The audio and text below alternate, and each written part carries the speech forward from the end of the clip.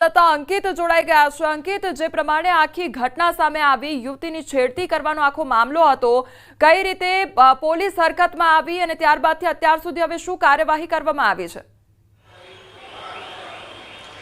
ચોક્કસ કોમલ, ખાસ કરીને વાત કરવામાં આવે તો ન્યૂઝ 18 ગુજરાતી દ્વારા જે રીતે આ સમગ્ર અહેવાલ છે તે પ્રસારિત કરવામાં આવ્યો હતો કે ધોરણ 12માં અભ્યાસ કરનારી અને સાથોસાથ રાજકોટ શહેરના રેલનગર વિસ્તારમાં રહેતી આ જે સગીરા છે કે કઈ રીતે સ્કોર્પિયો કારના ચાલક દ્વારા તેની પજવણી કરવામાં આવી હતી, ત્યારે આ સમગ્ર અહેવાલ પ્રસારિત થતાં રાજકોટ શહેર પોલીસ છે તે હરકતમાં આવી હતી અને રાજકોટ શહેરના એ ડિવિઝન પોલીસ દ્વારા હાલ અત્યારે ખીરસરા ગામે રહેતા વિશ્વરાજસિંહ જાડેજા છે તેમની અટકાયત કરી લેવામાં આવી છે। સાથોસાથ જે સગીરા છે કે જે રાજકોટ શહેરના રેલનગર વિસ્તારમાં રહે છે તેને પણ એ ડિવિઝન પોલીસ સ્ટેશન ખાતે તેના પરિવારજનો સાથે બોલાવવામાં આવી છે। પોલીસ દ્વારા હાલ બંને પક્ષના નિવેદન છે તે નોંધવામાં આવી રહ્યા છે। બીજી તરફ સૂત્રોનું પણ કહેવું છે કે સગીરા છે તે કોઈ મામલે ફરિયાદ નોંધાવા નથી માંગતી, તેનો પરિવાર છે તે કોઈ પણ જાતની જે પોલીસ પ્રક્રિયા છે, કાયદાકીય પ્રક્રિયા છે તેની અંદર પડવા નથી માંગતો। ત્યારે પોલીસ દ્વારા હાલ અત્યારે જે વિશ્વરાજસિંહ જાડેજા કે જે સ્કોર્પિયો કારનો ચાલક છે તેમના વિરુદ્ધ અટકાયતી પગલાં લેવામાં આવ્યા છે। ત્યારે સમગ્ર મામલે હવે પોલીસ દ્વારા જે સગીરા છે તેમજ તેનો પરિવાર છે તેનું કાઉન્સેલિંગ છે તે પણ કરવામાં આવી છે, તેમને સમજાવવામાં પણ આવી રહ્યા છે। ત્યારે સગીરા અથવા તો તેમના પરિવારજનો દ્વારા ફરિયાદ કરવામાં આવે છે કે કેમ, અને જો તેમના દ્વારા ફરિયાદ કરવામાં નહીં આવે તો પોલીસ પોતે ફરિયાદી બને છે કે કેમ તે જોવું અતિ મહત્વનું બની રહેશે। કોમલ જી અંકિત, સમગ્ર માહિતી બદલ આપનો આભાર। તો રાજકોટનો આ સમગ્ર મામલો કે જ્યાં હવે ન્યૂઝ 18ના અહેવાલની અસર જોવા મળી છે અને પોલીસ હરકતમાં આવી છે।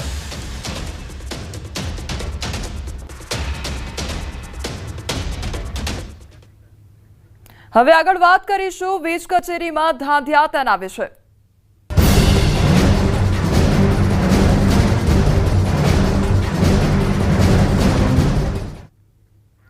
પરસેવો છોડાવતી ગરમીમાં વીજ કચેરીમાં ધાંધિયા જોવા મળી રહ્યા છે। અમરેલીના મોટી કુકાવાવ પીજીવીસીએલ કચેરીનો વિડીયો વાયરલ થયો છે।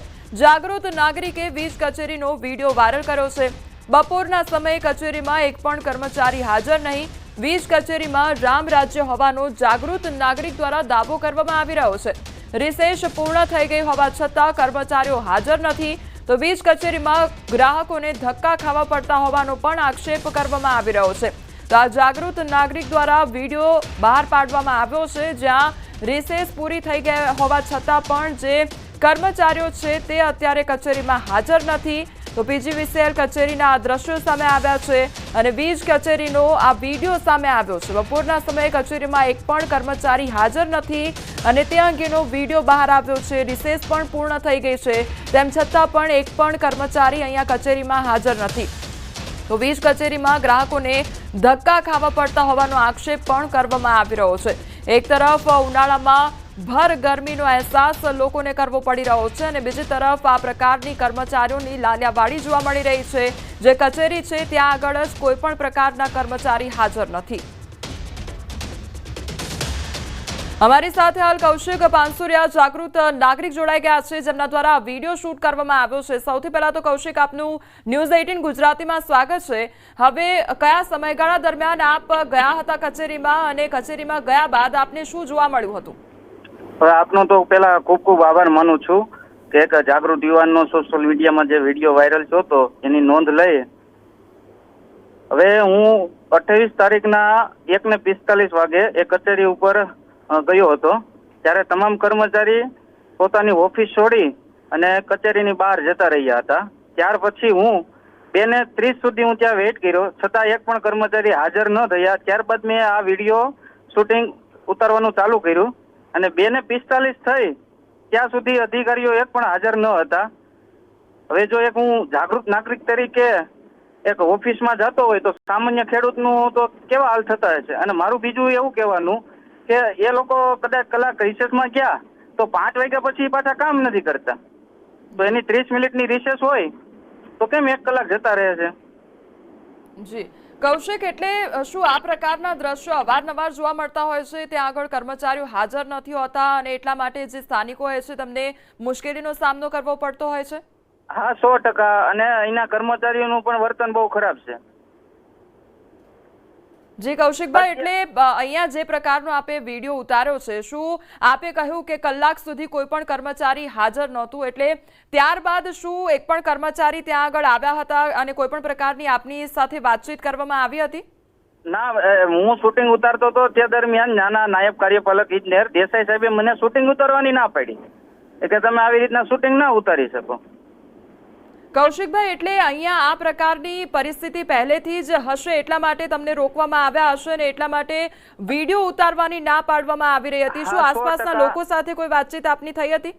ના, 100% વિડીયો ઉતારવાની મારા મત પ્રમાણે એ અધિકારીએ એટલે ના પાડી કે એની ખુલ્લું પડી જાય, પોતાની કામગીરી, પોતાના કર્મચારીઓની કામગીરી ખુલ્લી પડી જાય.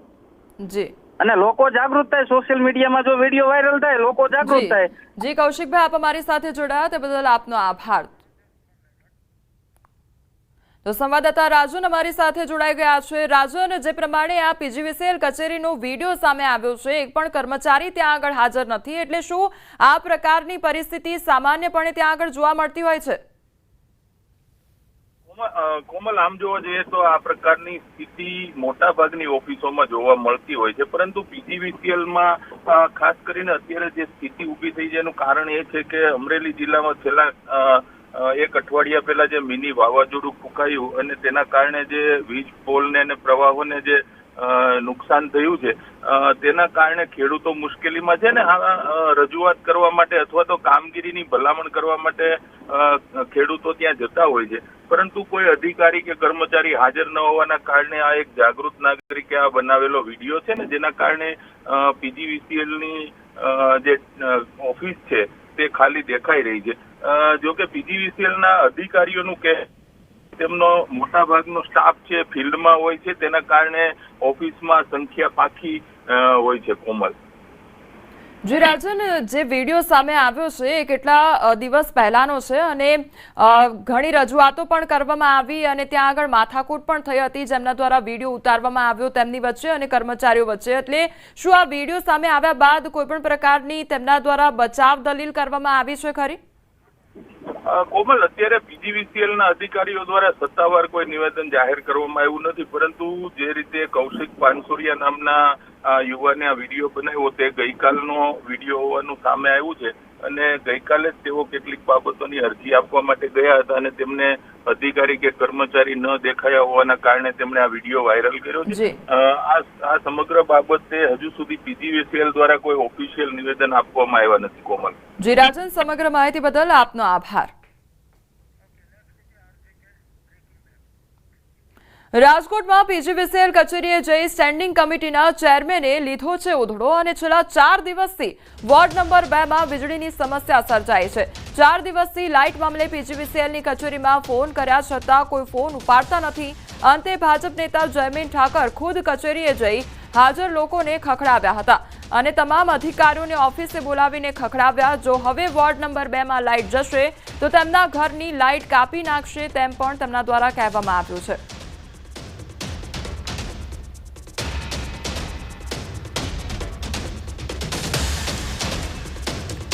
તો રાજકોટનો આ મામલો સામે આવ્યો છે જ્યાં વોર્ડ નંબર 2 માં વીજળીની સમસ્યા સર્જાઈ છે અને લગભગ 4 દિવસથી આ વીજળીની સમસ્યા સર્જાઈ છે. ઓફિસે આવ્યો છું, standing committee chairman Jaymin Thakar બોલું સાહેબ.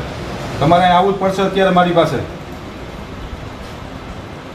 તમારે અહીં આવવું જ પડશે, બાકી હું જન આંદોલન કરીશ સાહેબ. સમજી લેજો, 4 દિવસથી મારા વિસ્તારની અંદર લાઇટનો પ્રશ્ન હાલે છે. તમે લોકો જવાબદારીમાંથી છટકી નહીં શકો. તો હું અહીંયા બેઠો છું, હું ધરણા કરી જઈશ. આપણે એટલે તમે સમજો ને, પ્રજાને શું કારણે હેરાન કરો છો? આપણે આજે સવારે કામ કરવાનું આ કે ના પાડો, આની સામે બોલો. ભૂલ સ્વીકારો છો રાજકોટથી તમે? આ કે ના પાડો, તમે હજી હમણાં બોલ્યા કે અમારી ભૂલ છે. ભૂલ સ્વીકારો છો તમે ભાઈ? તમારા ઘરના કનેક્શન કાપી નાખીશો હું. રાત્રે તમને ભૂખ લાગે તમે ખાટો ગોતવા જાવ છો બધા? આખા દિવસ દરમિયાન શું કરો તમે લોકો? બાપુજીની પેઢીએ તમે કર્મચારી છો ગુજરાત સરકારના. કાઢોમાં તમે કોર્પોરેટરની અમે વાત કરો છો, દાંત કાઢીને વાત ન કરતા મારી અમે. તમે સિરિયસ છો કે નહીં કોઈ પણ વિષયમાં? ગંભીર થાવ તમે. હસવાનું બંધ કરી દેજો તમે. હસતા નહીં હો મારી અમે. આ તમે એને મજાક સમજો છો? આ તો ભાઈ નહીં, તમે મજાક સમજો છો ક્યારના હસો છો તમારા કઈ ભત્રીજા ભાઈ કે મોટા ભાઈ નથી હો છેલ્લા 4 દિવસથી વોર્ડ નંબર 2 ની અંદર લાઈટનો પ્રશ્ન ચાલે છે મારા વોર્ડ નંબર 2 ની અંદર છેલ્લા 4 દિવસથી એરપોર્ટ વિસ્તારની અંદર રાત્રે 12 વાગ્યાથી સવારે 4 વાગ્યા સુધીમાં કન્ટિન્યુ લાઇટ જતી હતી. અમે ભારતીય જનતા પાર્ટીના ચૂંટાયેલા કોર્પોરેટર છીએ. અમને અમારી પાર્ટી દ્વારા હંમેશા કાયમ એક વાત અમને કહેવામાં આવતી હોય છે અને અમને એક સંસ્કાર પણ મળ્યા છે કે તમે ચૂંટાયેલા જનપ્રતિનિધિઓ ત્યારે ચૂંટાયેલા લોકોએ કરવાની કામગીરી શું તો કે રાત્રે 2 વાગે જ્યારે પ્રજાનો ફોન આવે પ્રજાને પડતી મુશ્કેલીઓમાં ભારતીય જનતા પાર્ટીના કોર્પોરેટરો અમારે હાજર રહેવાનું છે. મેં પીજીવીસીએલના એક્ઝિક્યુટિવ અધિકારી આખા રાજકોટના રાઠોડ સાહેબ પાસે મેં લેખિતમાં લીધું કે મને તમે લેખિતમાં આપો કે હવે હું લાઇટ નહીં જવા દઉં. આ ફીડરમાં સતત વીજ પ્રવાહ જળવાય રહે માટે તેમાં જરૂરી સમારકામ અમે તાત્કાલિક કરી દેશું અને હવે આ ફીડરમાં વીજ પ્રવાહમાં કોઈ વીજ વિક્ષેપ